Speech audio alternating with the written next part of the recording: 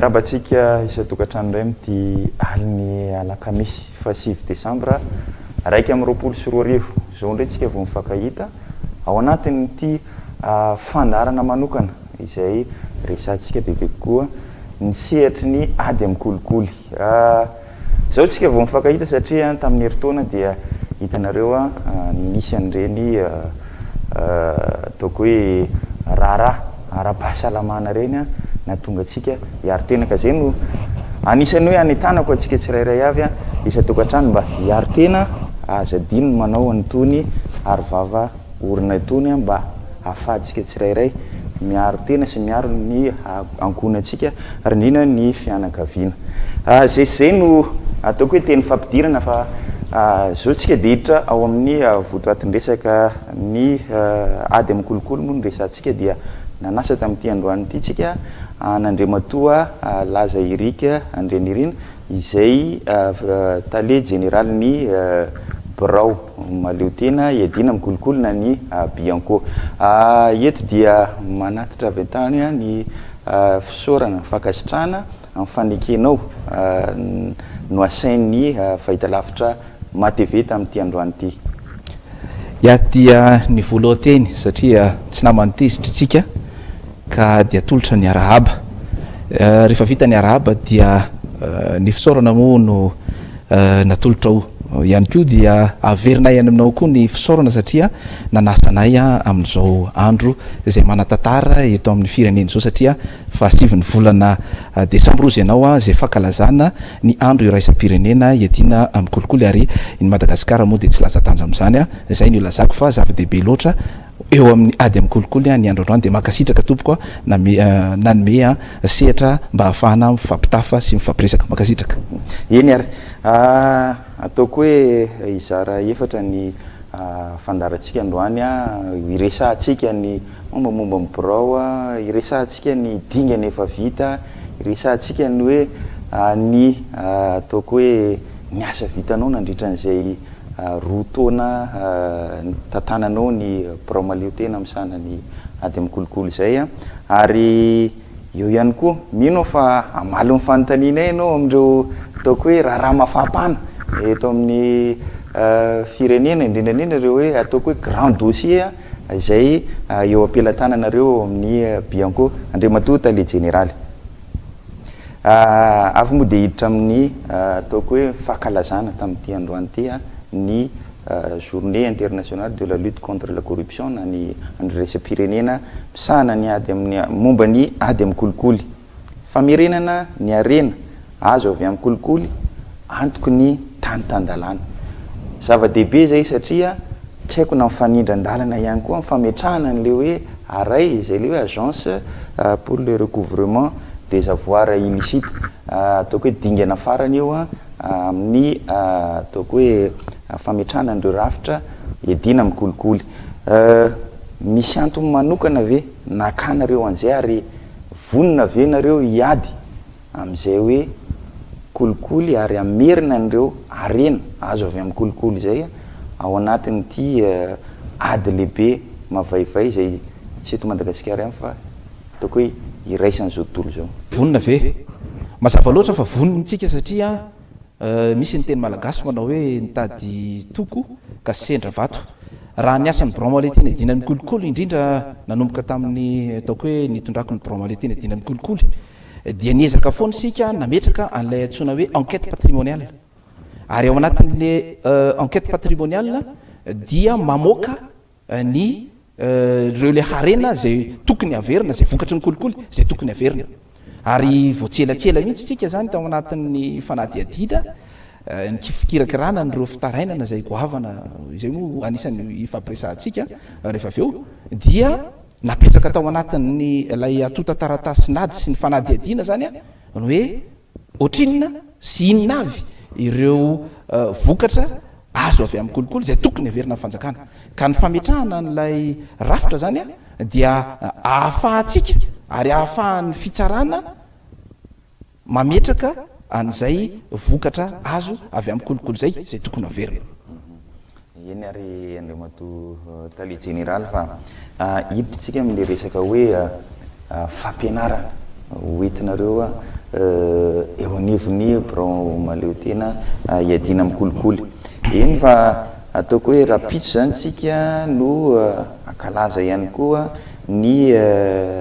androm-pirenena misanan'le hoe réseau d'honnêteté et d'intégrité zany hoe ohatrany hoe tanora ahinareo ihany zany amin'ny fiadina amin'ny kolikoly ampy ve zay rafitra zay ahafahantsika mampianatra amin'ny vahoaka ihany koa ao anatin'izay ady amin'ny kolikoly ny olana mantsy de zao ohatrany hoe efa tafiditra ao anatin'ny fomba fiainatsika ve le isa hoe le ty le hoe mametra kely na hoe malala fomba sa tsy malala fomba reny ve de fa azo raisina hoe ohatrany karazany kolikoly eny satria lasa ohatrany mahasihatra ambonimbony le izy rehefa tsy mametraka zany le olona de tsy ataoko le copian'le olona na rehefa tsy mametraka le olona dia ny atota taratasiny ty rangana raha matoty de tsy atao ampy ve zay afahantsika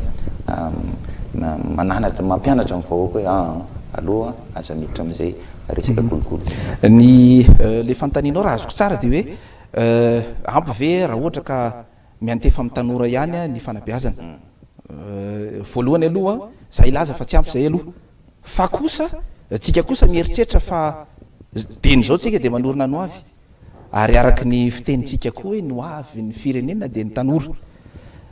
tsy ampy zany fa tsika manao vaindohan-draharaha ny fanabeazana ny tanora amin'ny alalan'ny famondronana n'ireo tanora ireo zay resy lahatra fa tokony adina ny kolikoly ao anatin'ilay tambazotra ny fahitsiana zava-dehibe loatra io zava-dehibe loatra io ary ny bianco dia mitarika nireo tanora mba andeha hiditra ao anatin'izany tambazotra zany raha hoe tanora ny resaka mazava loatra araky ny volazako teo fa tsy ampy zany fabeazana koa ny daolobe ao anatin'le izy ny fanabeazana ny daolobe dia iarahana amin'ireo fiarahamonimpirenena ao anatin'ilay fomba fiasa mampanao manko sika am'izao fotoana zao ary ny fanabeazana sy ny fanentanana no tena andraisan'ny fiarahamonimpirenena anjara be indrindra ary eto de sanay no laza fa tsy mahavita tena ny braomaletena dina amin'ny kolikoly ary zay no angatahana tolo-tanana avy amin'ireo zay resy lahatra ary tokony handray anjara amin'izany fanentanana sy ny fanabeazana zany tsy mitsahatra eo nefa nysika mianakavy ary nanomboka tamin'ny heritontsika de mieritreritra fa misy sokajin'olona mpitarika fiarahamonina reo le olobe toteny eto amin'ny tanàna eto amin'ny fiarahamonina malagasy manana an'ireo le olobe toteny reo sika ohatra milaza ohatra ary izy ireo de mivondrona ao anatina rafitra ataoko hoe mipetraka mifanjakana ohatra ny CFM ray aman-dreny zany ary zahay efa nanao fifanaraha-piarah-miasa amin'izay hampandraisana andraikitra sy anjara indrindraindrindra ireo an'ireo olobe ao anatin'izany ady zany dia ataoko hoe efa fenofeno zany ny ataoko hoe le tablao amintsika amin'ny teny zao iadina daholy ary ataoko hoe tsy misy sampantsampana tsy voasehaka ao anatin'lay alaitin'lay rafi-piarahamonina malagasy fa dia noezany izy io mba le olona mitarika mihitsy zany nomena ny fahaiza-manao ao anatin'lay fomba fiasa mampanao de zay no antony nametrahanay ny tanora ny olobe ny fiarahamonimpirenena indrindraindrindra ary reo zay tena resy lahatra tokony anampy ny braomaletena dina amin'ny kolikoly ao anatin'ny fametrahana an'izany fantratrarana nyle fanamby de ny hoe fiarahamonina malagasy tsy misy raorao ary mandaa kolikoly ny olana mantsy mahatonga ana amin'ny teny azay mety hoe efa ataoko hoe rehefa miazakazaka any amin'ny tanora nareo ny olobe zany hoe misy génération zany ve eo efa condamné efa reto efa tsisy hevitra tsony fa efa potika amin'ny kolikoly iombonako hevitra zay filazanao zay sika am'izao fotoana zao zany misy nefa matevikoditra de efa mieritreritra fa efa nisy tamin'ny andro fahagoly zany resenao lahatra izy de miziriziry izy efa nisy zany anaty baiboly ary anao izy mahita an'zany raha vo ny olona manao an'izay de izy ianao hoe raha miresaka amin'ny olona ohatran'izany ianao de ianao mety ho fotsoroa reto fa misy ny olona resy lahatra ary tsika mijery le mpitarika zay mpitarika aloha zay resy lahatra aloha marina fa mety ny fomba fiasa mety ny fomba fiteny mety manahirana ao anatin'le izy fa tsika kosa tsy afaka andany andro ela be loatra raha ohatra ka hitatsika fa misy ny mety hampahomby an'ilay ady amin'ny alalan'ireo le ataoko hoe sokajin'olona zay mpitarika fiarahamonina zay afaka manampy mibraoma le tena dina mikolokolo hita aloha nareo tatoato ohatrany somary naninjika an'le hoe fampianarana moderna angambany satria raha nitsapa aloha zao dia manana an'le chaîne YouTube anareo ho an'ny biankoa andefasanareo nireo vaovao samihafa nitoyana raharaha sy ny tariny eo ihany koa misy ny site web ary ny fandarana maro samihafa zay anetananao ihany koa ianao tale général amin'ireny hainao manjery samihafa reny ny tiako apetraka nefany a mbola mandeha ny ataoko hoe tsikera mavaivay hoentiny olo-pirenena maro samihafa raha tsy hiteny fotsiny aho hoe voaingana teo zao ny FFKM ny fiangonana kristianina malagasy dia nanome teny kely any hoe tokony atao lahara-pahamena niady amin'ny kolikoly midika ve zay fa mbola tsy lahara-pahamena ho an'ireo mpitondra zay ataoko hoe ny teny mafy ihany nanomboka tamin'iny taona 2014 katraty ny filoha teo aloha nanao an'izay ny filoha amin'izao fotoana dia miteny ihany koa hoe anao hiady mafy amin'ity resaka kolikoly ity nefa mbola misy ihany ny kolikoly ary mbola mahatonga nyreny tsikera hoentin'ireny ray aman-dreny andra-panahy reny ya ny ray aman-dreny ohatran'ireny moa dia manana ny fijeriny ary matetika dia ny zavatra misy any amin'ny fiarahamonina no lazainy ary voiziny marina loatra ny amin'ny hoe mety tsy lavorary ve ny zavatra natao hatramin'izay na koa ny tena marina ny fiarahamonina tsika mihitsy nefa manomboka mikorosofahana any amin'le tsy fanajana ny hasina mahaolona satria izy io manko ny tena marina ny misy resaka hasina tandrovina tsika samy miara-mahalala fa raha makeny anarabe eny tsika dia be deabe ny zavatra hitanao eny izay tsy fitandrona ny hasina mahaolona mihitsy ny kolikoly dia mandray anjara amin'ny fanampitehana n'le hasina mahaolona satria misy fianakaviana raha ohatra ao anatina ady tany dia ny hasiny ny fianakaviana mihitsy ny potehany satria miady izy mianadana izy mirahalana izy mirahavavy ao anatin'izany tsika nefa tsy kivy amin'izany satria zay koa ny asan'ny fanabeazana ary izay no antony nametrahana dia ny mbola any ampianarana satria ampidirina any an-tsekoly ny taranja ady amin'ny kolikoly zanakitsika zay nanala CPE nanala BBC amin'izao fotoana zao dia kendrena mihitsy mba hipetraka izy io ho laza adina any amin'ny baccalauréat zany hoe tsika zany tsy mitandro asasarana mihitsy mitady zay fomba rehetra andresena ny kolikoly sy le fahalovana ary atomboka tsika any amin'ireo zay resy lahatra le izy amin'ireo le zay mbola ataoko hoe virjiny amin'izany ny tanora ny akizy fa reo akizy ireo rapitso no ananatra ny ray aman-dreny ary zay mieritreritra ary resy lahatra zay fa raha zay ny to dia tanteraka ilay faniriny braoma le tena dina mikolikolony amin'ny hoe rehefa isika zaho sy ianao zao efa lotsika aleo ny zanakitsika no ananatra antsika iza no dosona amin'izany iza no dosona le zaza milaza ny hoe ianao ry dada dia mpanao kolikoly zay tsy andovanao sa ianao zay mety manao taribato ny filambava ao anatin'ny tokantrano zany ataoko no atao fa zay lazaiko tanterao aminay tompoko ny tanora ny akizy zay mijoro amin'izany fahitsiny zany mety anipitripiteny amin'ny ray aman-dreny izy ny amin'izay tsy fetezan'ny fietsika satria fatany loatra fa izy no andova an'ireo ray aman-dreny ireo dia aminay zany fomba fiasa sy fomba fanao zany zao no ametrahanay fitokisana rehefa samy oloha ihany tsika mianakavy dia rapitso sy rafakapitso ny braoma le tena dina mikolikoly tsy anaiky tsony zany hoe firenena malagasy handova fahalovana zany iany andre madota le général rehefa iresaka ny atao hoe fisorohantsika an'le ady mikolikoly eny ny ataoko hoe fampianarana angambany sy ny fanabeazana mety anisany hoe fisorohana ihany koa fa le hoe fisorohana mahery vaika anisany hoe etsika moa zany ataoko hoe pilier na fomba fiasanareo ao anatin'ny braoma le tena hiadina mikolikoly zay rehefa hiteny an'izay tsika hoe fisoroana mbola tsy hiditra any amin'le hoe fampiarana ny lalàna zany tsika rehefa manao fisoroana ampy ve reo hetsika hoentinareo ao anatin'izay ady amin'ny kolikoly zay eo amin'ny resaka fisoroana fotsiny raha tsy teny arytsika raha tsy hoe afa-tsy hoe ny ataoko hoe déclaration de patrimoine fanambaram-pananana izay ho ataon'ireo ataoko hoe tompona ndraiky mpanjakana maro samihafa misy moa le eny anivon'ny HCC misy le eny anivonareo za ny hita mantsy dia ohatra marisarisa le tompona ndraiky mpanjakana sasany ao anatin'izay hoe fanambaram-pananana zay misy fanetanana manokana ve sa zay hoe ataoko hoe tompona ndraiky mpanjakana zay tokony modely eo amin'ny firenena zay tsy mba tokony hoe isy ataoko hoe tsy atao hoe famaizana moa zany fa hoe appel solennel zany ataonareo mba hanome modely ireo tompona ndraiky mpanjakana ny fisoroana moa dia maro lafy fa ny voalazanao teo dia ny hoe ny fanambaram-pananana fa tsy izay ihany ny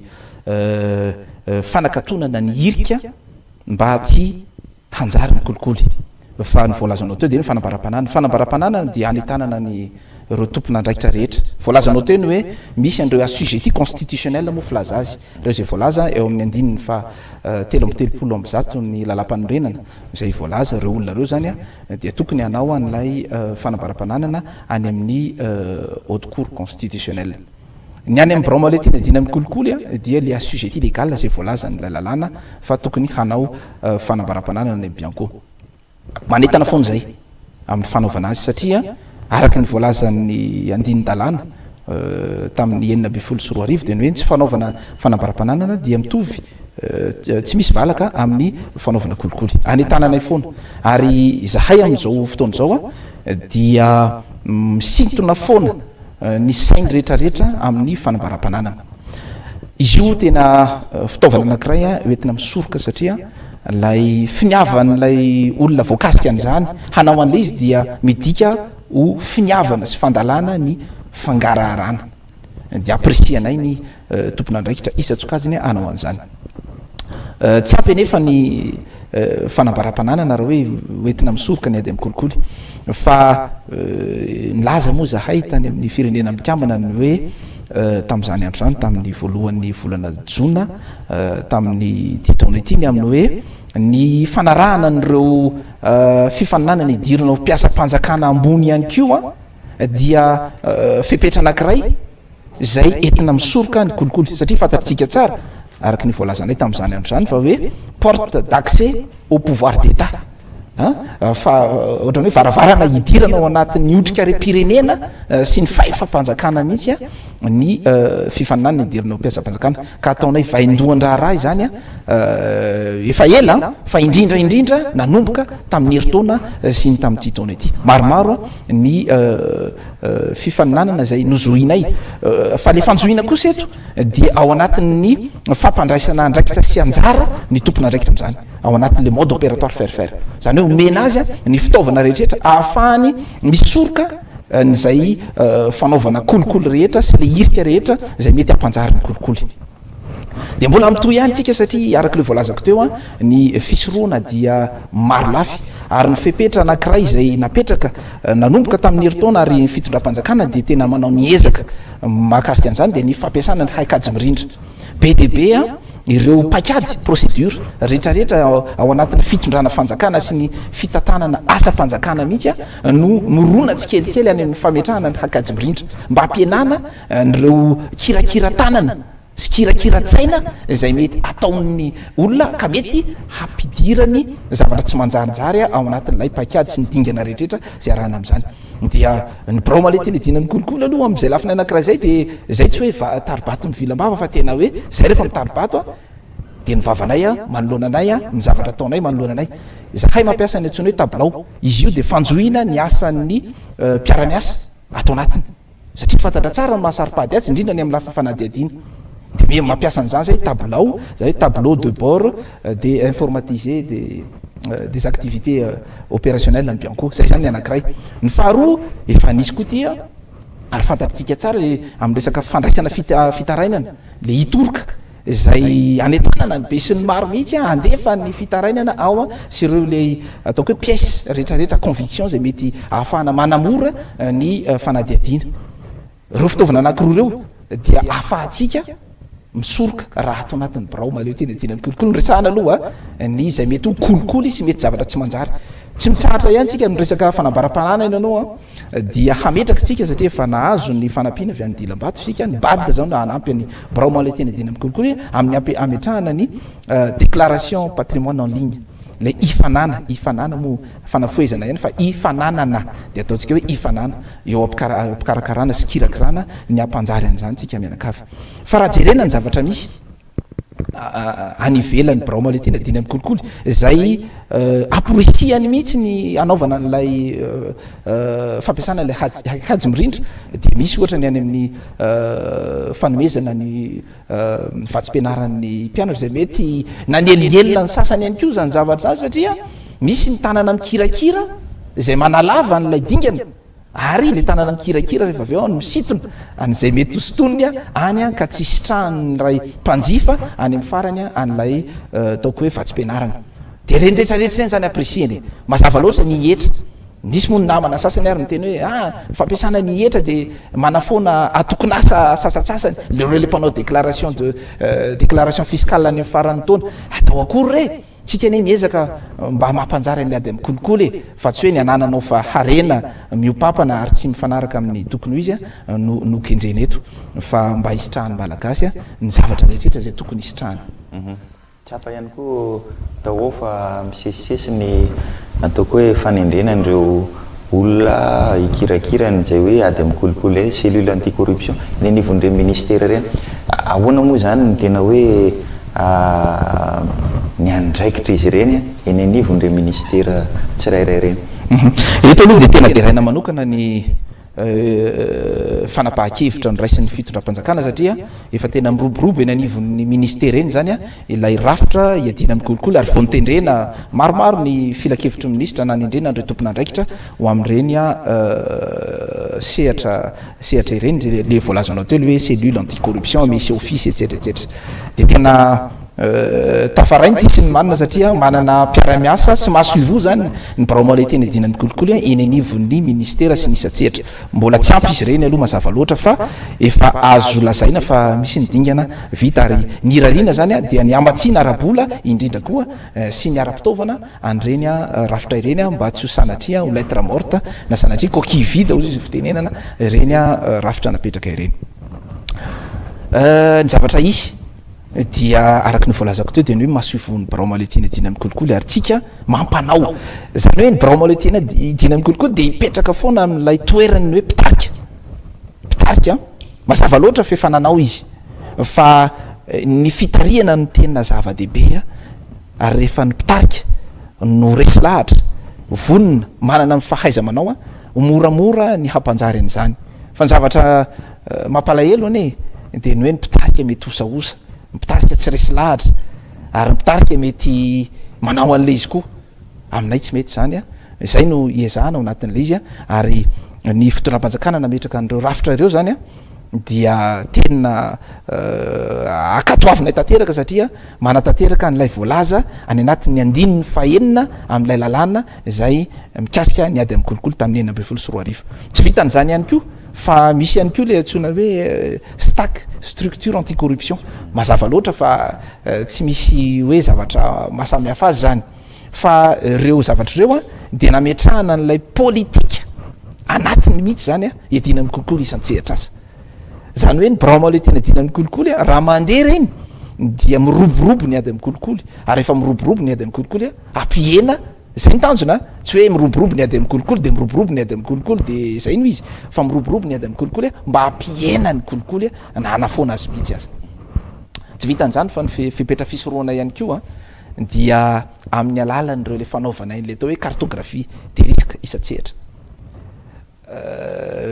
misokatra ny varavara ny be sy ny maro amin'izy io satria fatany tsara ny tombony ny amin'ny hoe isaky ny dingana ao anatina pakady dia misy ny olona totakely manko tsy kely lalany am'ireny izy a no manararoatra ary le fanaovana le cartographie de risque fijerena amindray mitopy maso ny hoe aizany mety misy nirika ampanjarany kolikoly a de ampalalana n'le olona mihitsy ampalalana ny besiny maro de samy ifampijery sy fanjoiny tsirairay sy ny rehetra ao anatiny de hoe tandremo fa ty misy zavatra ohatran'izao indrindra moa ny amin'ny ohatra hoe ny sehatra ny fanomezana ny tsenam-panjakany reny misy dingana sasatsasany zay istonana ny sainy besiny maro hoe eto ny fanaovan'ny sasany azy eto am'ty ny fanaovan'ny sasany azy ka isika samysika ianareo samy ianareo a no mifampilaza no mifampitaiza mba tsy hampanjary an'le kolikoly tsy aritra indray ty andriamatotale général mety azo eritreretina ve zany hoe tsy haiko no mety am'ty taony ty sa amy taona ho avy sa amin'ny afaka firy-taona mba hoe azo ny sarababem-bahoaka ho jerena zany hoe fananany any ohatry ny any ivelany fananana ministre anankiray na fananana filoha anankiray na fananana premier ministre anankiray na ny député na ny sénateur mba ho fantatra hoe ty eto izy nainga zao de rehefa mivoaka avy eo izy de mba zao ny fananana tena azo eritreretina mihitsy zany fa mbola tsy kolotsainy malagasy manko zany mbola tsy kolotsainy malagasy zany a fanaizanana zany ny bramoletina dina amin'ny kolikoly voalazanao a manova tsikelikely an'izay fomba fanao zay manova tsikelikely an'zany ary isika raha ohatra ka tonga am'zany a de mino isika fa tena azo eritreretina fa ho filamatra tsika anaty afrika ary tsika mieritreritra foana ny amin'ny zavatra ataotsika rehetrarehetra miavaka foana tsika on est particulier no le maha hoe ponina nosy atsika ve de ilazantsika fa hafa foana ny malagasy ary raha zay ny tanteraka de tena mipetraka mihitsy hoe miavaka ny malagasy ary ny bramoletina dina amin'ny kolikoly ezaka andehanantsika tsikelikely any am'zany mangarahara izany fa marina fa tsy ao anatin'ny kolotsaitsika mihitsy zany fa ampidirina tsikelikely zany ary ny ady amin'ny kolikoly dia fanovana toetsaina no tena aresena azy fa tsy vitany hoe famonjana foana zany tsy zany le izy fanovanao ny toetsaina ale fanovana toetsaina mandah raha mandatsika mianakavy tinona moa ny kolikoly anjary izay teninao zay hoe tsy voatery famonjana zany hoe tsy ampianatra ny olona andreo le kolikoly azo atao ihany fa aloha tsy mampigadra zany le izy tsy voatery famonjana izy de resaka anitsika ny tena marina ao anatina fanadiadiana sy ny fampiarana lalàna le hoe tsy ny famonjana ny zava-dehibe anankiroa ny tena dikany ny voalohany aloha misy an'ireo le peine alternative zay voalaza ao anatin'ny code pénal voalaza ao any amin'ny andininy faheniny izay raha tsy diso ny amin'ny hoe misy karazany roa ny peine afflictive le famonjany reny de le peine infamante inona le peine infamante fanaovana sesitany io moa zany de fanofoanany lalàna ny lalam-panorenana ihany tamin'ny enimpolo sivinjato sy arivo rehefa niditra atao anatin'ny fahaleovatentsika fa ny anankiray mbola velona be ao ny anankiray ary io mihitsy nanaovantsika adisisika ny fampiarana azy rehefa manomboka tsikelikely ny fitsarana mampiatra azy inony zany le ataonao hoe dégradation civique le dégradation civique io tsotra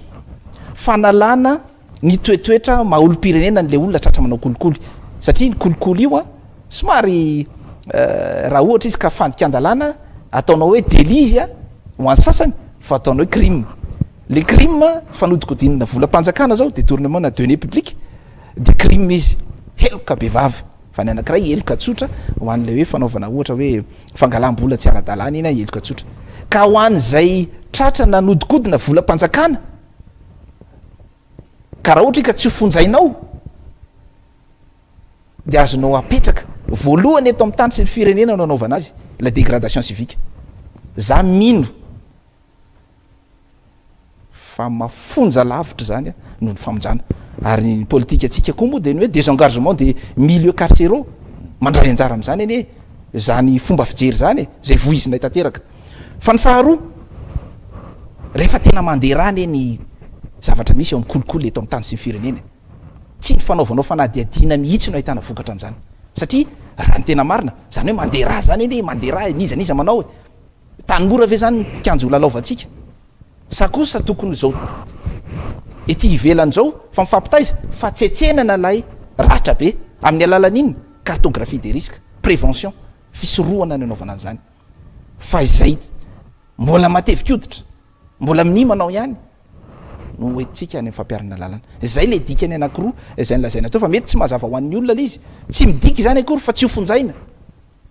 fa ny hoe ny mahazava-dehibe atsika ary am'izay koa tsika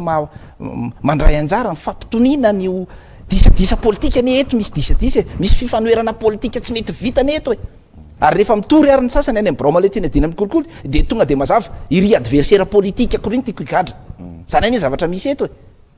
ary ny bromale tena dina amin'ny kolikoly sotsotonina andeha ao anatin'zany rehetrarehetra zany ka nitenenanay tamin'ny fotoana hoe enareo rehefa tsy hitony alao zahay mila fitonina izahaya ahafahanay miasa fa tsy misy asa fanadiadina mety ho vita tsara mifanaraka mifenitra mifantakiny zany ao anatina tsy fitonina de zay no nahatonga anay nyteny an'iny zavatra iny tam'zany fotoana zany ka raha ohatra ka fitiniko zany le resaka de ny hoe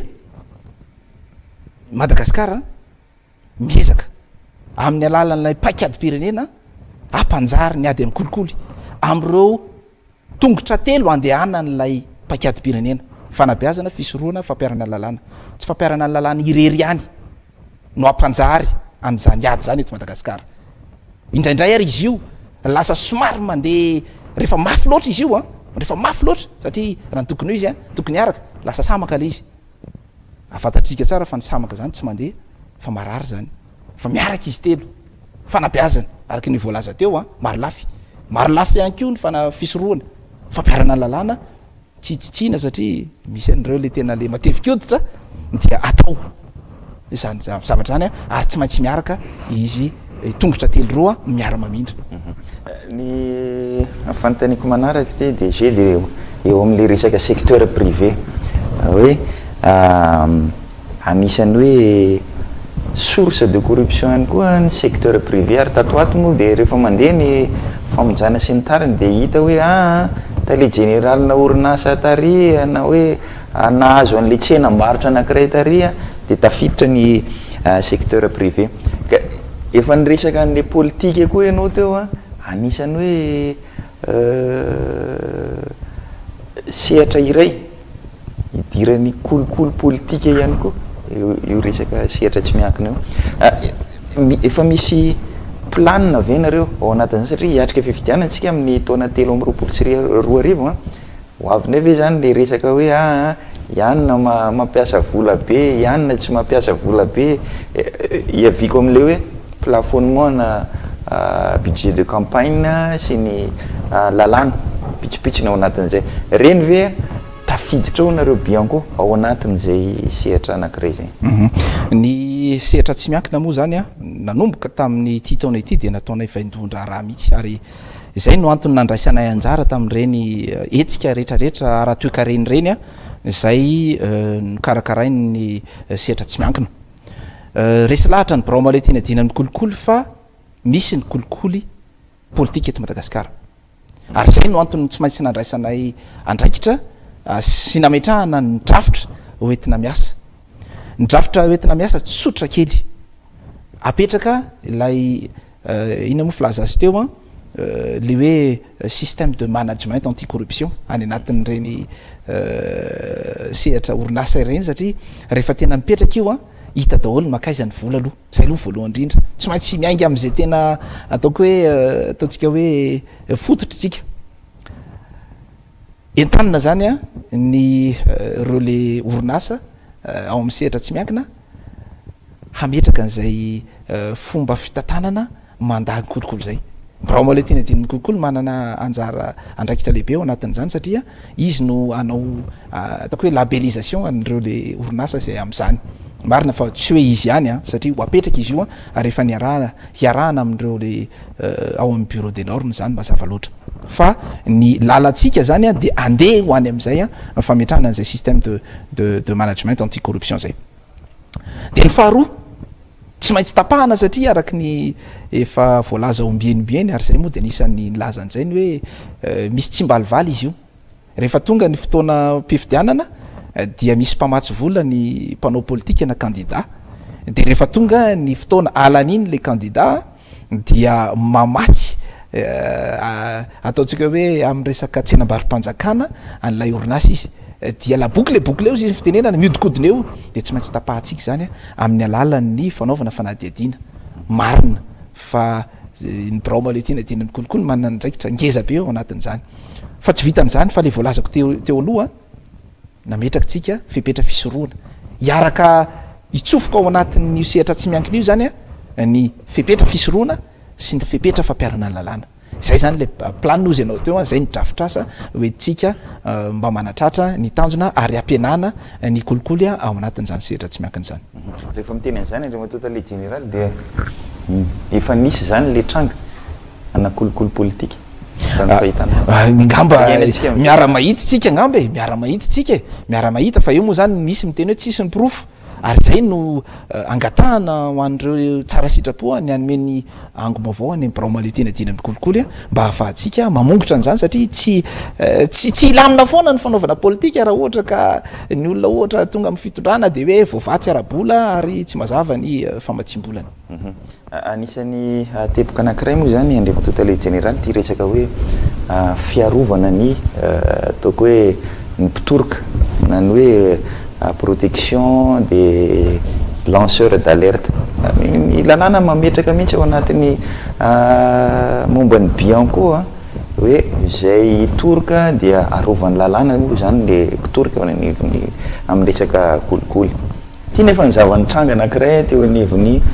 ministera ny fahasalamam-bahoaka nisy an'le andriamatoa ravo izay mitoroka teny anivony tambajotra serasera ary lasa izy indray zao no ataoko hoe nenjehan'ny fitsarana nenjehan'ny lalàna eo anivon'zay ataoko hoe marisarisa ve le izy ary aiza ho aiza moa zany momba ny dossier satria de nitory ihany koa manko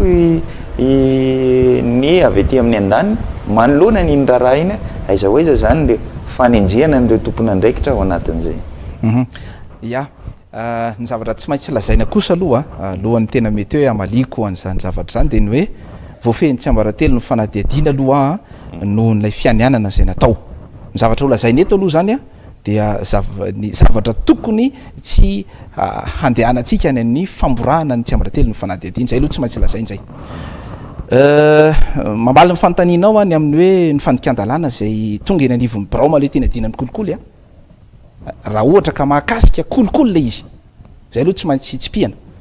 dia kirakiraina avokoa tahaka n'lay miaramila zay ataoko hoe sendra fahavalo mijery izy ahoana ny fomba hitondrana ny raharaha mba handreseny ny tsika ohatran'zany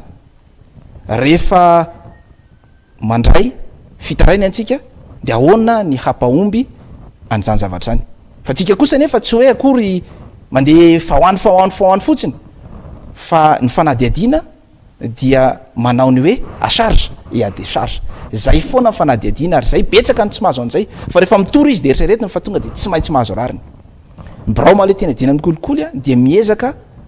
manao ny asany ary misandrahaka ny asany mijery ny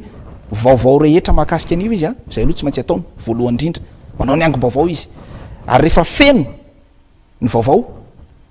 atomboka ny fanadihadiana ny ratsy indrindra manko de hoe atao tonga de voaraila izy de hoe atao ny fanadihadiana ny tena anay manko taloha mpanenjika fandikan-dalàna tany amin'ny sehatra hafa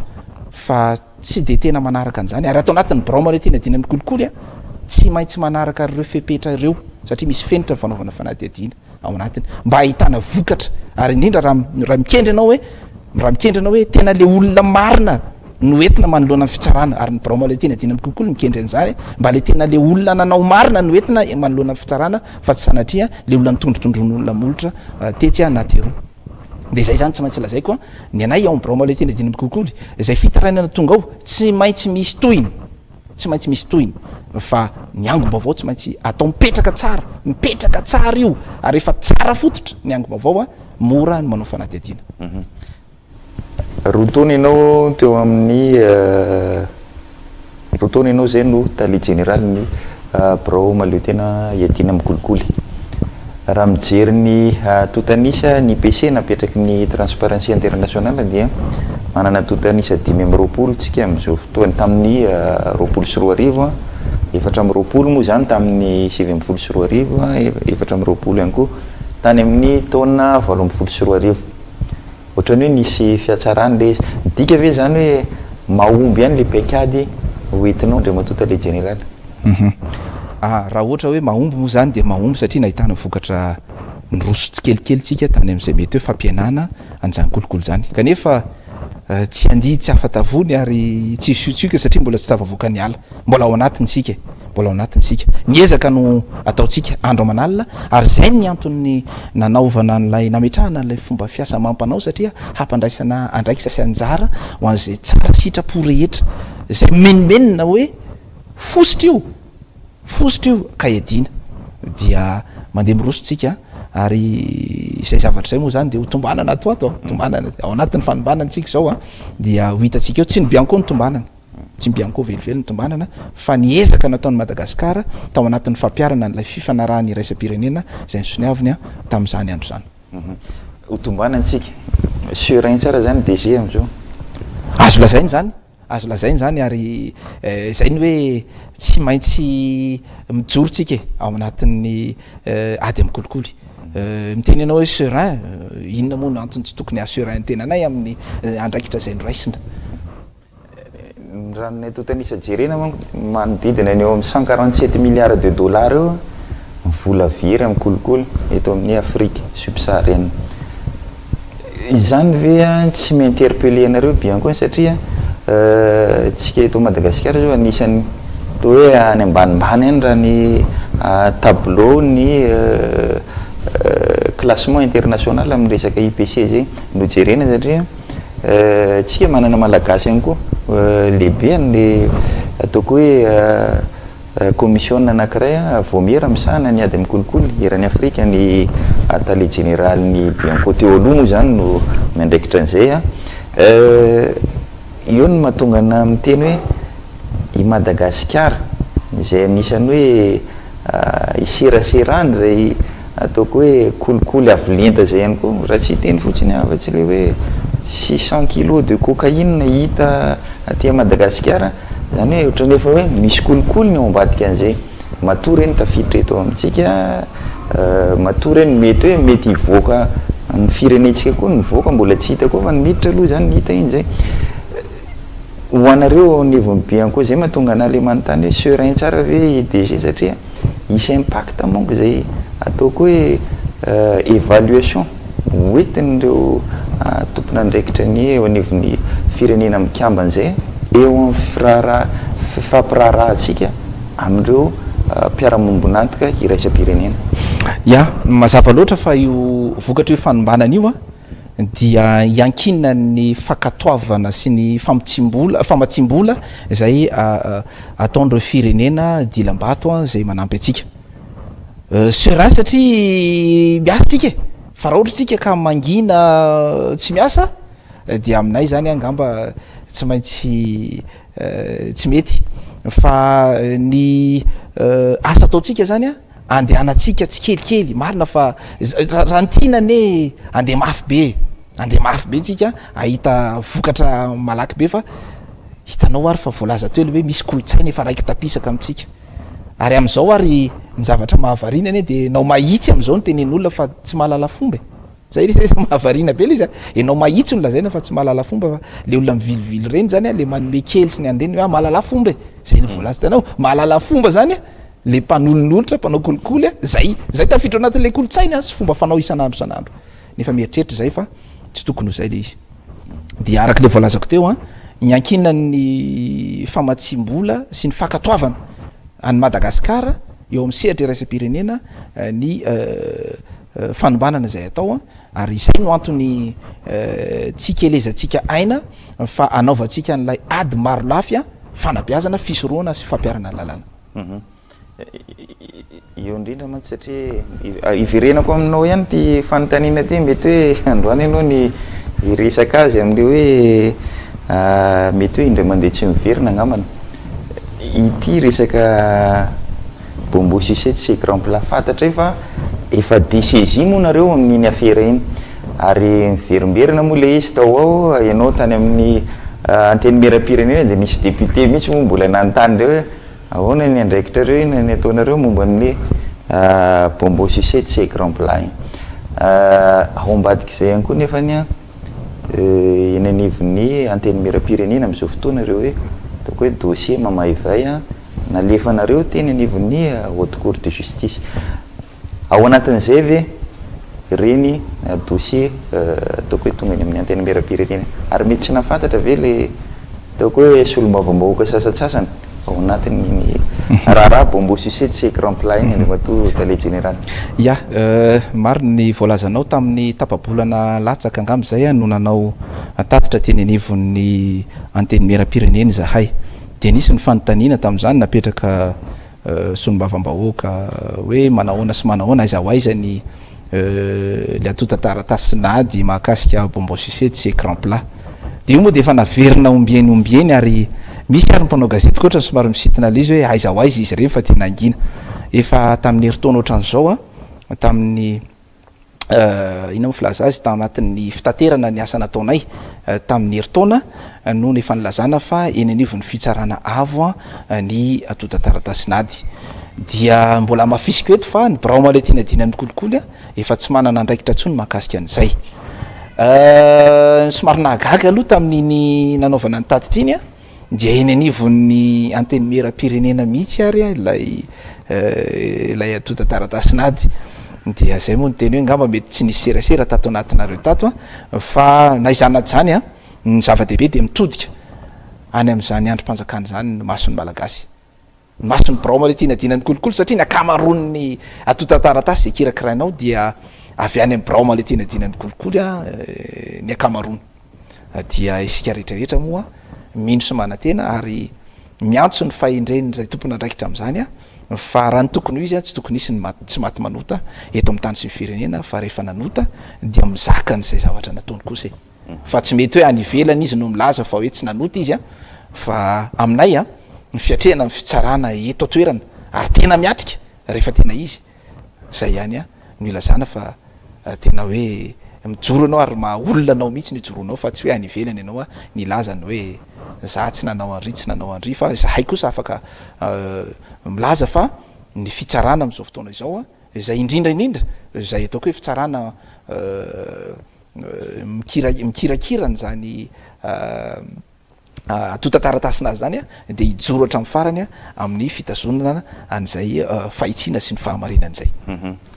eny ary andre matota le général hiditra am'ireo ataoko hoe dossier mafahapana moa zany no ilazako azy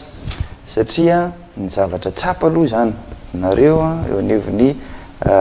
braoma leo tena iadina mikolikoly tena mieno any DG teo de tena efa matypaika daholo ny rehetrarehetra ataoko hoe manga ny lanitra tsara daholo ny ady mandeha mikolikoly nefa ny eo anivon'ny vahoaka ny vahoaka izay tsy mandady arina de mbola mahatsapa fa misy ataoko hoe lesoka maromaro io ny anontaniko any andriamatota le général mialoha ny idirako amindreo hoe ataoko hoe teboka sasatsasany manahoana ny ataoko hoe fifandraisanareo amin'ny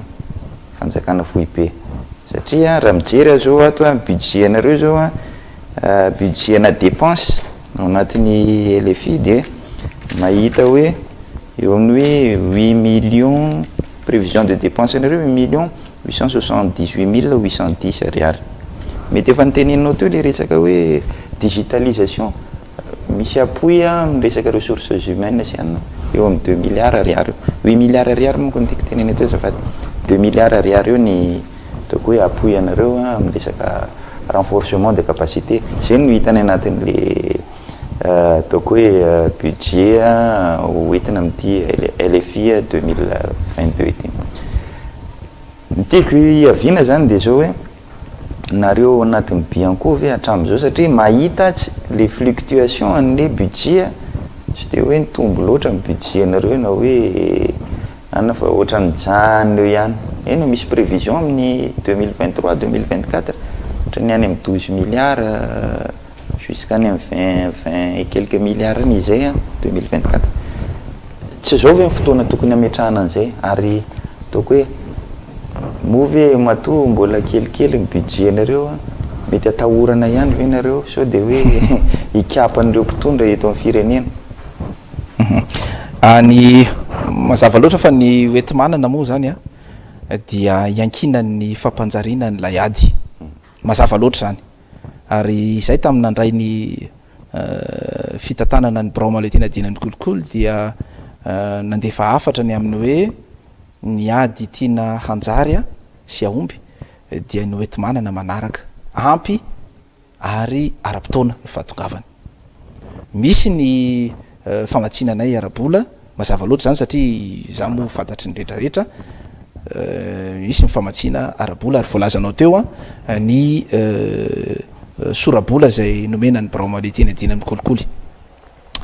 io a dia tsy maintsy io aloha zavatra misy na de tiana ary ny hoe ampitombo azy zay moa de miady foana ny amin'ny hoe ampitomboana azy satria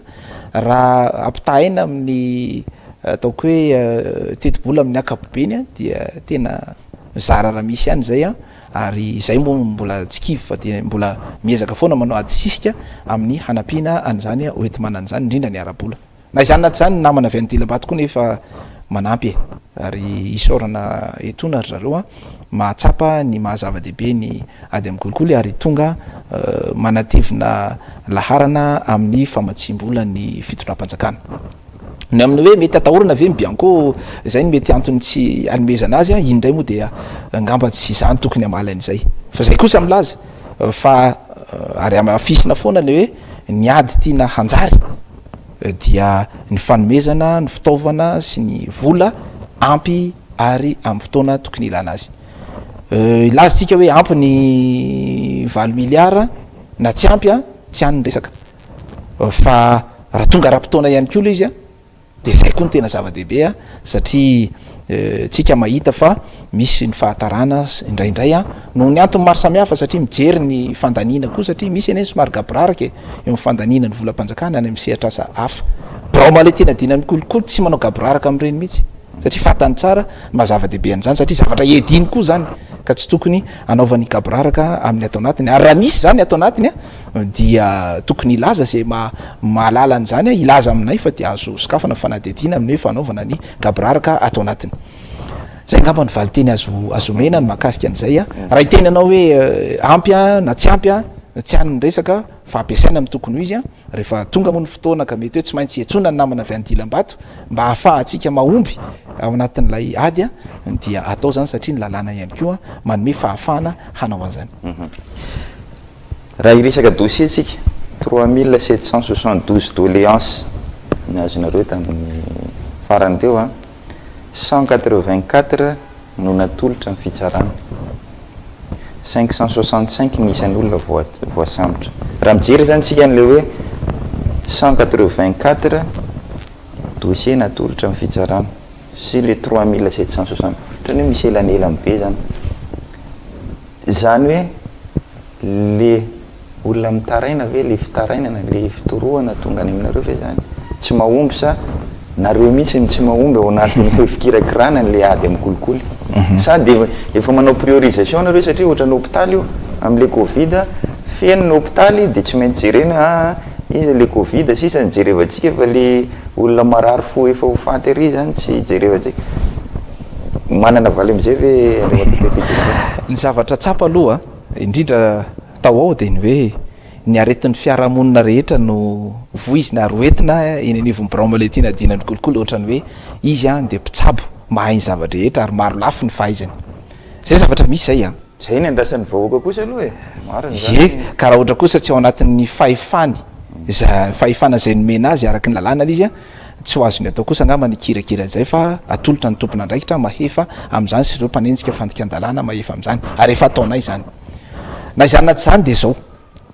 hoan'ireo lay mananendrika kolikoly de kirakirainy ny nivon'ny Braumale izy mba haitsika tsara moa zavatra misy itsika ane vo manomboka mikirakirana izy io ka miantso an'izay olona voakasikasika sy votoitoina ao anatin'lay izy a de efa lasa am'izay lay etsiketsiky ny malagasy mba le zao any anina fa ianina mahay any anina ianina mahay any mba hanajanonana an'le izy de hitanao zavatra misy a ao anatin'le izy tsy hoe akory hoe zany hoe anelingeleana ny anelina anay ka hoe mety nanajanonana ny hoe fanadihadiana fa reny zavatra reny ilazana hoe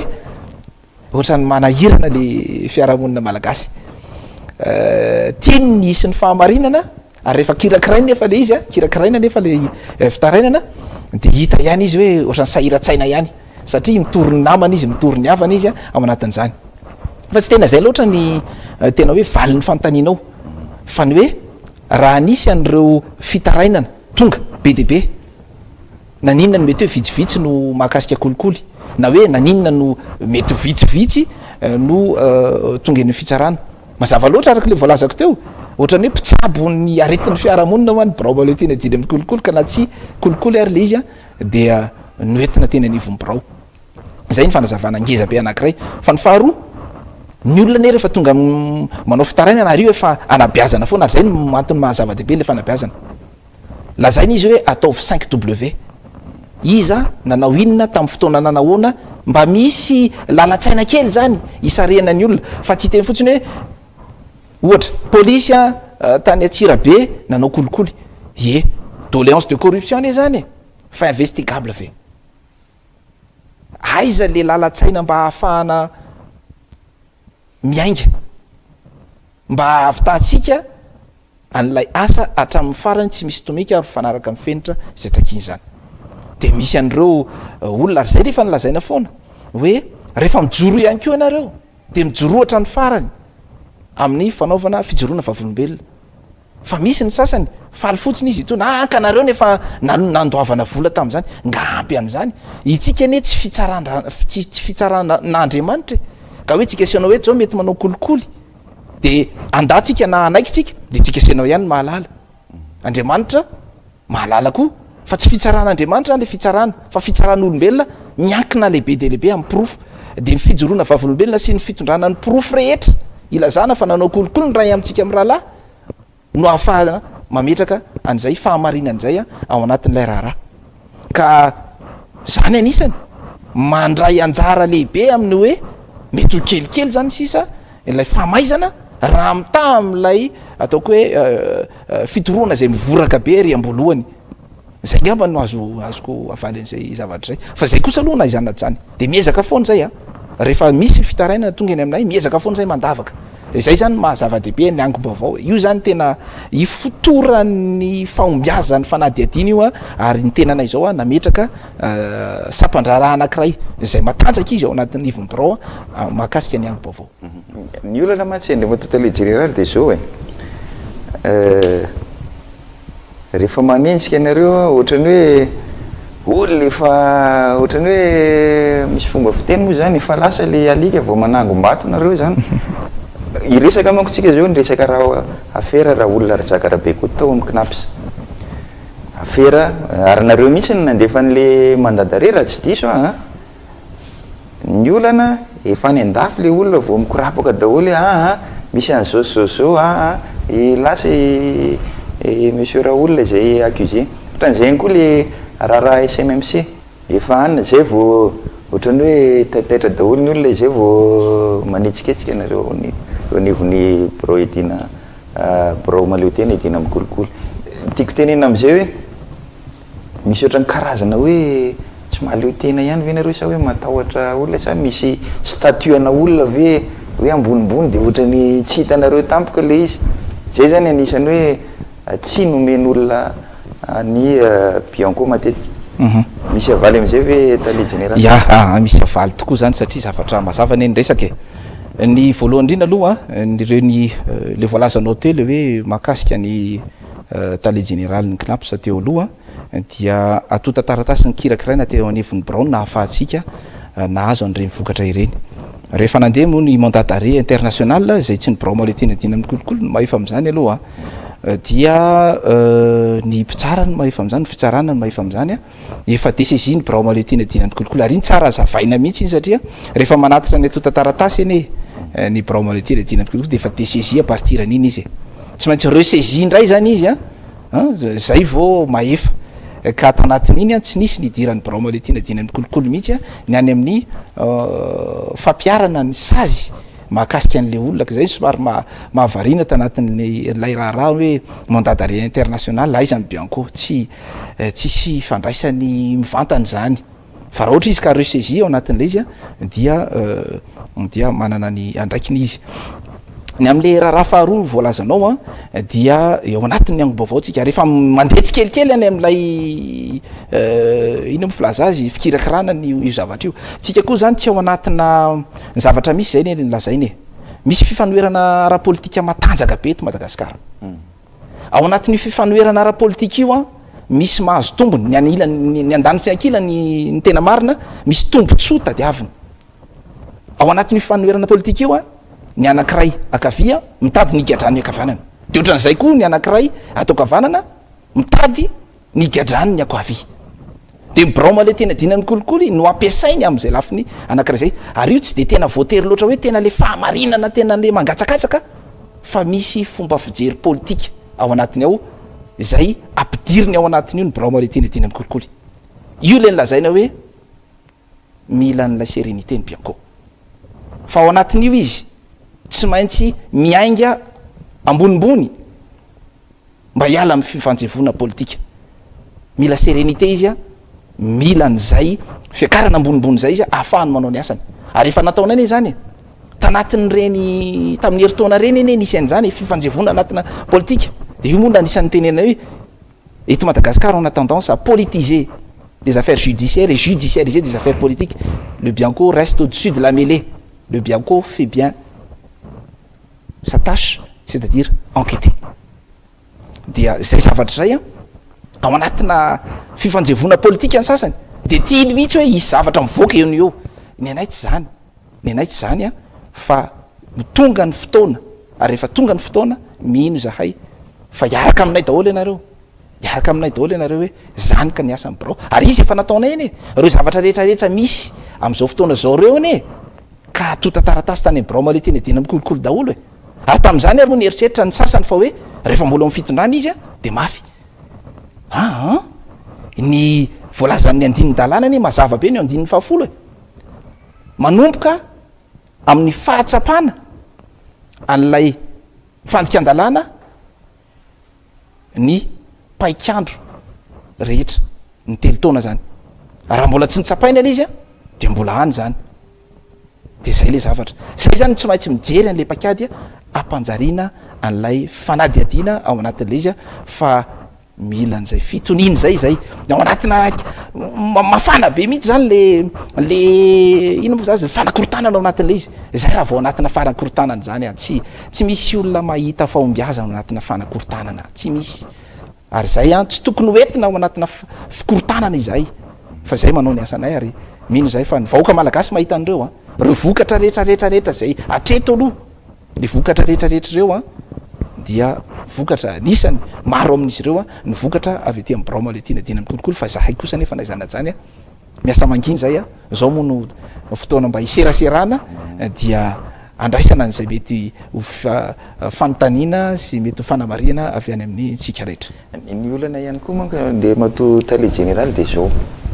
misy zao olona vororoy amina raharaha ohatran'ireny fa mbola mitazona le andraikitra lehibe ao anatiny ohatra zao le tamin'ny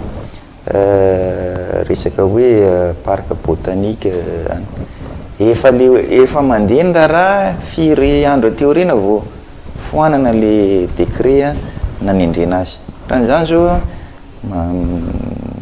raha ny fantatray koa zao maheno misy raharaha momba n'lay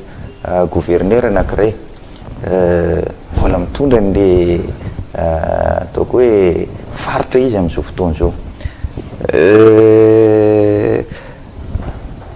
izay ve tsy anome tsy tokony hoe nareo ve satria ny bianco dia sous tutelle ny présidence de la république nareo ve tsy miala ery ny ataoko hoe mpitondra fanjakana ny filohan'ny république ity olona ty voaroiroy sao de miandry an'izay miandry inona zany tsika vao afaka hoe na tiana aloha na tsy tiana raha hoe tompona ndraiky mpanjakana anankiray raha ohatra voaroiroy amina raharaha ohatran'izay de tokony hoe mijanona atreo ohatra ny faneo any ivelany rehetrarehetra na ny Chine zany na ny États-Unis na ny en France misy an'izay raha voavoaroiroy le olona de immédiatement aloha aisaka aloha mandrapahita amin'ny marina. Samy manana ny andraiky manandry fiaviny tsirairay ary mino zay fa samy mahalala ny andraikitra tandrify na ny mpanendry satria nisy olona mpanendry ane zany fa tsy hoe akory ny bramalety dina amin'ny kolokolo nanendry de izy koa ny anala azy amin'ny toerany fa raha ohatra ka tena mitombona le fanadiadina mitombona le raharaha izay itoroana de tokony andray fanapahan-kevitra mifandraiky amin'izany ny olona ary matetika ny any amin'ny tany ivelany ary de hoe mba ahafahan'ilay olona miaro ny tenany satria atreto izy aloha de mbola mizaka an'le zo mahatsy manatsiny présomption d'innocence atreto aloha zavatra misy zany zay ny lalàna zay ary tsy azotsika ataony manao tsinitsinina an'izany zany angamba ny bramalety adina ny kolokolo ihany tsy de hitako loatra hoe inona ny anjara manandrify azy akoatra ny fanaovana fanady adina sy fampisehoana ny marina ao anatin'ilay raharaha fa anjaran'izay tompona andraikitra amin'ny fanendrena no manala na mampiantona an'ilay fanendrena an'ilay olona zay napetrany tamin'ny toerany de izay ny idirako amin'ny fanontaniako faharoa hoe zany hoe tsy voatsembatsemba nareo anatin'izay satria indraindray koa manko ataoko hoe manana an'le zoan'le hoe za justiciable ary na ary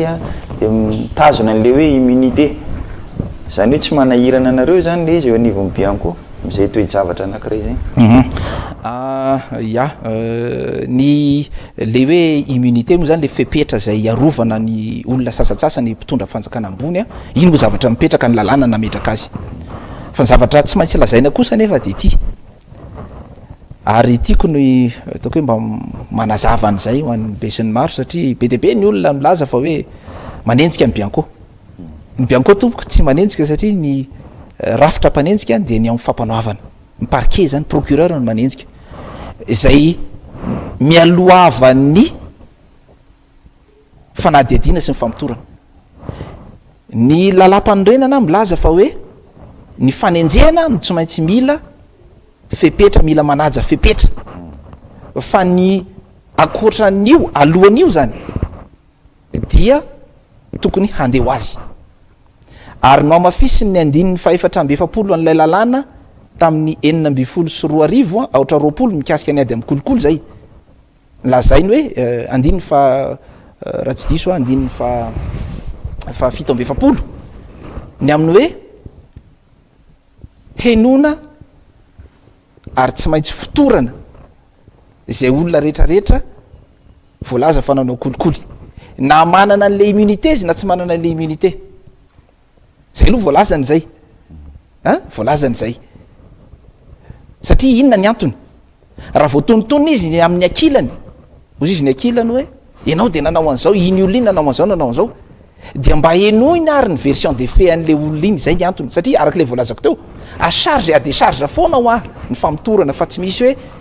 fa hoany fotsiny tsy zany ny fanaovana famitorana mba ahafahan'ny mpitsara rehefa tonga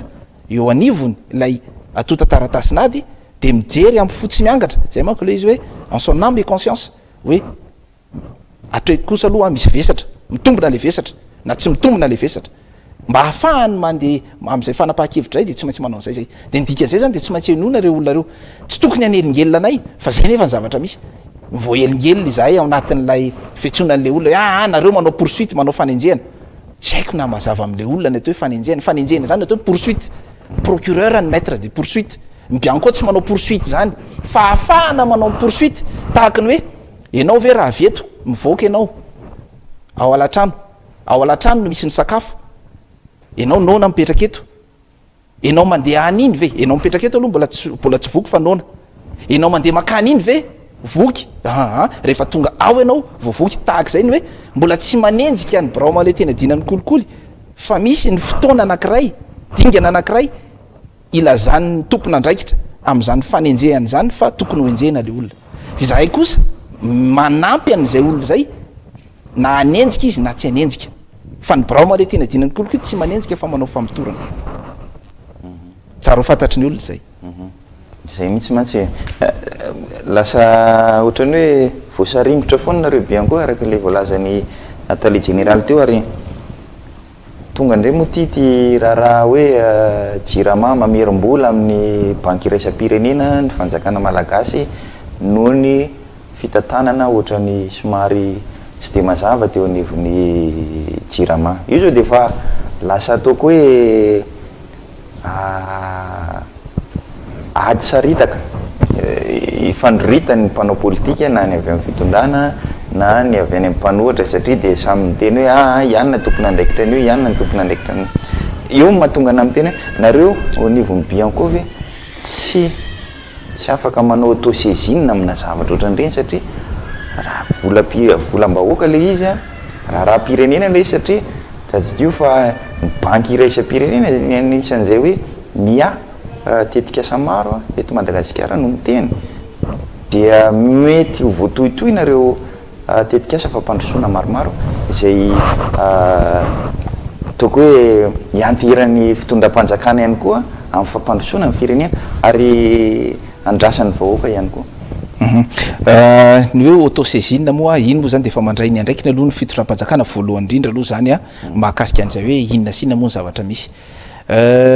Somary saripady manko reny zavatra reny tena marina saripady ary raha vao miakina amin'ny hoe ina moa filaza azy teo ny famatsim-bola ny firenena ny brama le tena dinan'ny kolokolo tsy maintsy mitandrina foana amin'ny zavatra ohatran'ireny. Mazava loatra fa ny namana avy andilam-bato raha ohatra ka mamatsy izy any afaka mitory koa makany Bianco afaka mitory koa izy ary tsy ferana zany tsy ferana mihitsy zany. Ngamba tsy misy olona hoe reto sokajin'olo reto de tsy ho raisina na tahaka zany zay ny anankiray. Fa faharoa ny ango-baovao tsy maintsy apetraka foana ao anatin'ny fanatanterahana ny asa reny zavatra reny hita ny brama le tena dina mikolokolo daholo reny hita daholo reny satria misy koa ny olo-pirenena ny ao anatiny ao be de be ny olo-pirenena miteny hoe misy zavatra ohatran'izao misy zavatra ohatran'izao angonina ny vaovao rehefa feno ny fepetra rehetra atomboka ny fanadihadiana. Zany hoe mbola tsisy mitory aloha atreto aloha mbola tsisy mitory aloha atreto mbola tsisy mitory aloha raha ohatra ka hoe ny amin'ny makasika an'iny jirama iny. Tonga amin'ny ataoko hoe famaranana ny fandarantsika fa somary ho lavalava ihany zay famaranana zay betsaka moa nefa noresantsika teo Andriamatota le général voatetsika teo ny resaka fampianarana ny fisorohana ny fampiarana ny lalàna zao kosa dia anontany anao hoe ho an'ny taona 2024 sy ny 2024 inona ny ataoko hoe lahara-pahamehana ho anareo ao anivon'ny brama le tena iadina mikolokolo satria raha ijeritsika dia tafiditra anatin'ny hoe fahatrana lalina ny vahoaka malagasy mety ao anatiny mety ny kolokolo mahatonga an'izany misy miteny fa mety tsy hita mivantana ihany koa zay. Inona no ataoko hoe teboka na hoe rafitra hipetraka na koa hoe stratégie hoentinareo nivon'ny Bianco ahafahantsika mampahomby bebe koa an'izay ady amin'ny kolokolo zay. Misaotra anao nametraka ny zay fanontaniana zay satria tsy maintsy apetraka foana ny fomba sy ny paikady rehetra mba hampanjary an'ilay ady raha ny kolokolo no resahana. Voalohany indrindra aloha ny eo amin'ny fanabeazana de fampidirina ny an-tsekoly ny taranjam-pianarana edina amin'ny kolokolo fa mbola hamafisina mihitsy izy io satria araky ny voalaza tery amboalohany tamin'ny resakitsika de hoe ny tanora ny antoko ny ho avy ary tsy ataotsika teny foana zany zavatra zany fa tena hotanterahany zany ary isy paikady mipetraka zay iarahana amin'ny ministera ny fanabeazam-pirenena tsika moa zany rapitso zany zao de ny ministra ny fanabeazam-pirenena mihitsy zany zao no ho avy anao parrainage an'lay hetsika satria izy io hetsika voalohany hetsika nasionaly izy io zany andro pirenena zay iarahantsika mifalifaly ho an'ireo tanora izay mitandro ny fahitsina zay mivondrona ao anatin'ilay tambazotra ny fahitsina de zay zany ny anankiray ngeza be zay miaraka amin'ireo resy lahatra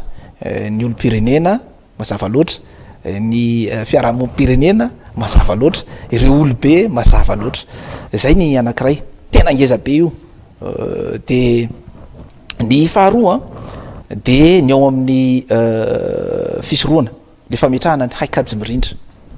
isan-tsehatra ampianana be de be mihitsy ny irika zay mampanjary kolikoly ny fampiasana ny haikajy mirindra miaraka amin'ny eo le fametrahana n'le hoe système de management anticorruption any amin'ny sehatra tsy miankina mazava loatra ampianana n'lay kolikoly politika dia ametrakytsika atoato an'lay labellisation le fenitra hoe ISO 37001 ny braoma le tena diny amin'ny kolikoly ametraka miaraka amin'ireo tompona andraikitra isa-tsokajiny an'zany fenitra izany mba satria fantatra loatra fa maro ireo ataoko hoe orinasa tsy miankina zay miserasera amin'ny any avy any ivelany amin'ny arabaritra ary ireo ataotsika hoe mpanjifa azy any ivelany sy ireo prara aminy zay mifandray amin'ny arabaritra mitaky an'zany hoe tsy nisy kolikoly ve tany anatin'ny fanaovana tany de mibraoma le tena dina amin'ny kolikoly andray anjara mavitrika ary hitarika ny areo mpiantsehatra am'zany mba ho tonga sy ametraka an'zay fa ino misy teo fa am'izay fenitra ametraka an'izay fenitra izay eny anivon'ny sehatra tsy miankina ny eo amin'ny fampiarana ny lalàna ary efa nampiarina izy tamin'ity taony ity tonga de nahitana fombiazana ary zay ny mety natonga ny sasatsasany amin'ny atokona asa sasatsasany reo somary misamboaravoara kely satria napetrakay lay paikadiny hoe fahatratrarina mbodiomby mba tena porofo nitohoka amin'ny tenda tsy azo itovirana rehefa manoloana ny fitsarana no entina mandresy lahatra dia ny fahatratrarina mbodiomby samynarentsika mbola tsy de tena nisy zavatra tena hoe natetitetika tao ao fa de ny fahatratrarana ambodiomby dia napetraka zany izy io ohatrany hoe baiko sy toromarika eo amin'ny fanadiadina toraka zany ihany ko ny adisisika atao le plaidoyer atao ny amin'ny hoe ametrahana n'lay fampagnatsiahana io moa zany de efa ampidiriny birao ary tsorina aminareo fa misy taratasinady fanadiadina goavagoava nataonay ary nampiasana an'zay fitaovana anankiray zay voalaza n'lay diditsy volana mikasika ny famerenana amin'ny fanjakana ny vokatra azy avy amin'ny kolikoly dia mampiatra azy mihitsy tsika am'izao fotoana zao dia misy harena any hoany ananany sasany zay avy amin'ny kolikoly zay nampangatsiahana zay manahirana azy mihitsy satria zay moa zava-misy tsy maintsy ampiarina ny lalàna tsy natokana ho an'ny ataoko hoe madinika ihany ary fantatra fa olobe reo satria amina miliara ny zavatra nampangatsiahana any amina banky anankiray maromaro misy eto amin'ny tany sy firenena zany zao asan'ny braoma le tena dina amin'ny kolikoly zany ary ilana mihitsy an'lay fampanjariana an'lay agence de recouvrement des avoirs illicite fa isorana etona moa zany ny fitsarana maefa mahakasika an'zay zay nanamafy any fangatahan'ny brao ny amin'ny hampangatsiahana sy anagiazana ao anatin'ny fanadiadina ny reo harena zay voalaza fa avy amin'ny kolikoly reo dia mitohitsika ny amin'ny hoe ny sazy amin'ny fanasazina nylazitsika teo hoe eo ny famonjana fa tsy ampitsony zany mila tsoahana amin'n'ilay olona zay ataoko hoe matevikoditra tsy maty manota ary fantatra loatra ny toerana zay misy azy ao amin'ny tany sy ny firenena raha ohatra izy ka mandeha any amin'ny fahalovana rehefa kirakiraina ny atotataratasy de angatahana anaovana atsisika ny fitsarana ny amin'ny hanatsoahana azy ny toetoetra maha-olo-pirenena io le dégradation civique voalaza ty aloha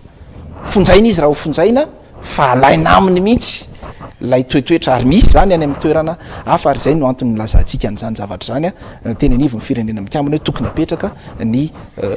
sazy tena mafy ho an'zay tsy maty manota zay mieritreritra fa tsy maty manota mbola matevikoditra minia mandika ny lalàna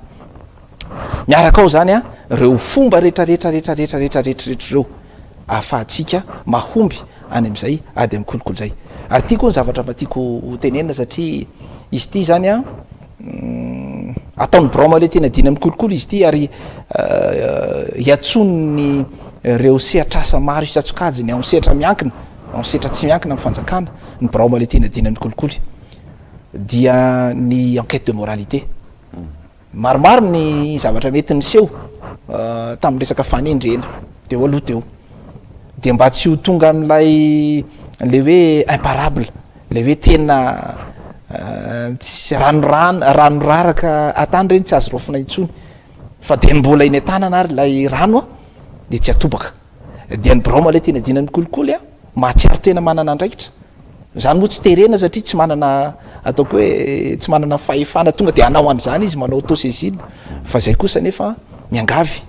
ny am'ireo zay fanendrena tompona andraiky mpanjakana ambony na tompona andraiky mpanjakana zay ataonay zany a ho an'ireo mpitsara zao ampaka zao de izahay manao an'zany ho an'ireo tompona andraikitra sasasasany isy arany sehatra tsy miankina mangataka ny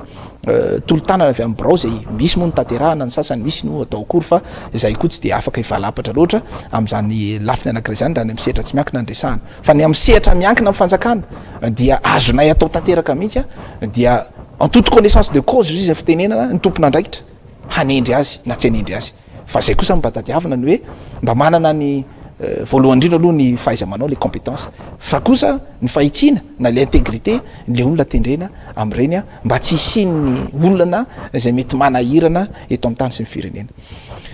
mety misy zavatra hafa ihany koa azo lazainy e mety misy zavatra azo lazaina fa ny amin'ny hoe ny asan'ny broma le tena dinan'ny kolokolo zany a dia miasa mangina izy miasa izy a tena miasa izy a fa miasa mangina izy a miantso tolo-tanana avy am'izay tsara sitrapo a amin'ny hanamorana ny andraikiny satria sarotra le andraikitra de miandro tolo-talana izy izahay moa efa mivondrona raha teo anatin'le hoe système anticorruption a zay ifanomezana tanany zany zavatra zany a mba hampaomy satria ny fivondrona no anatina sehatra ohatran'izay a ahitana fahombiazana ny akoatran'izay a de le hoe misy an'le ataoko hoe le action asa atao a eny anivon'ny sehatra tsy miankina satria fantatra tsara le volazana teo le kolokolo politika izy io zany a misy tsimbalivaly le volazako teo aloha teo a de zany izy io zany a iena mihitsy le tsimbalivaly a fa tena hoe misy fifaninanana madio aloha voalohany indrindra eo amin'ny fandrarana satria ny anankiray zany misy mahazo tombondany no nisy ataoko hoe sovaly tsara zany no antohany tao fa tsy sovaly be tongotra moa fa araky ny fitenenana de tahaka zay ihany koa ny ato amin'ny fifaninanana ara-politika mba atena adio zay tena mamim-bahoaka marina sy manana ndraiky efa tokony ho am'zany a no hipetraka am'le toerana eny andriamato tale général fa fantaniko ray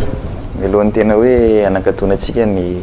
fandarany ary anomezako anao 2 minitra anomezanao afatra ho an'ny mpijeritsika fantaniko ray ty andriamato tale général ve mahazo ataoko hoe antso telefona indraindray amina raharaha zay tranga eo aminareo hoe janony io na hoe alefaso io raharaha ian'ny telefona moa iny fantatry ny olona sy ny tompona andraikitra rehetrarehetra hoe inona ny telefona inona ny telefona tale généraly karaha ny antso zany aloha de mety ho betsaka zany fa ny hoe manaiky sy mety mahazo tsindrika mety nampisy fiatraikany any am'ilay fanadiadiana zany angamba dia mipetraka ny hoe mahaleo tena ny brao mahaleo tena dinany kolikoly ary mahaleo tena ny tale généraly zay mitondra azy fa le antso zany ndraindray misy tsy azo sakanana ny olona iantso e ary be de be ary na tsy olona ataoko hoe olona ambolo fa betsaka koa ny olona tsotra miantso amin'izany eny ary zay ihany koa no itsika mamarana ny fandarana fa omeko 2 minitra anao andriamato tale généraly a nomezanao afatra ho an'ireo mpijeritsika tamin'ity alina ity ia ny voalohany aloha de misaotra atsika atao amin'ny matv a napetrano ny tenanay a amin'izao andro tena hoe ataoko hoe firavoravona ankalazana ny andro iraisam-pirenena idina amin'ny kolokolo zao manetana ny rehetrarehetra tsika ao anatin'izany a ady izany satria mila tompoina le ady il faut s'approprier la lutte mila tompoina le ady ary rehefa mitompony io ady io ianao a zay le hoe tompony tsy mangatakatiny malagasy ateto ohatrany mieritreritra fa tsy tompon'le ady handika mangatakatiny zay mieritreritra fa ao anatin'ny fametrahana n'lay pakady fampitompoana ny ady amin'ny kolokolona ny hoe mode opératoire faire fampandraisana andraikitra sy anjara dia manana ny andraikitra sy anjara ny malagasy tsirairay avy inona le andraikitra sy anjara zay ataoko hoe mivantana sy azo atao fandavana kolikoly io zany tsy azo vidina vola ary tsy voavidy vola ary azo atao tsolo-botsitra tsy misy inao filazazy tsy misy ataoko hoe tombontsoa manokana mety ho azonao raha ohatra anao ka mandaa ianao zany raha misy anatina serasera zay hoe mandava rehefa mba misy an'ity ho azonao marina l izy mandaa ianao fa ny tombony ho anao sy ho an'ny firenena mila mitompony ady amin'ny kolokolo malagasy satria rehefa tompony le ady amin'ny kolokolo tsy mangatakatiny de mazava loatra koa araky ny ataoko hoe miteny filamatra zay hoentinay ao anatin'zao fampanjariana ny ady amin'ny kolokolo zao de ny hoe rehefa mitompo ny ady amin'ny kolokolo ny raha malagasy de hisitraka ny anjara masoandrony atreto aloha de mbola tsy misitraka ny anjara masoandrony malagasy ka nidika an'izay mila mitompo ny ady amin'ny kolokolo izy mila tafiditra ao anatin'le ady amin'ny kolokolo izy ary rehefa mitompo ny ady amin'ny kolokolo izy dia hisitraka ny anjara masoandrony de zay ngamba nyteny mba tiako ho ampitaina amin'ny piainotsika am'izao fa de makasitraka tompokoa na ny hoe anjara fitenenana eto amin'ny izao haino amanjery misy atsika zao akasitrana anao andriamato laza erika andriany ireny ianao moa zany dia tale généralny Braoma Leotena iadina amin'ny kolikoly zay ihany koa no entsika mamarana treo ny fandaratsika tamin'ity androany alina ty ny tenako dia manao velomanareo fa mialohan'izay dia manentana trano amin'ny ady zay iraisantsika eo amin'ny ady amin'ity valanaretina coronavirus ity ny covid-19 miarova tena miarova arovy ny ankohonantsika arovy ny fianakaviantsika ary ihany koa tsara ihany raha toaka mba mandeha manao vaksiny isika rehetra io moa tsy atery fa samy safidiny tsirairay zay ihany koa no anaovako veloma mandram-pionanareo ary dia mino fa ahitanareo indray amin'ny fotoana manaraka ao anatina fandarana eto amin'ny fahita lavitra matv veloma ary tompoko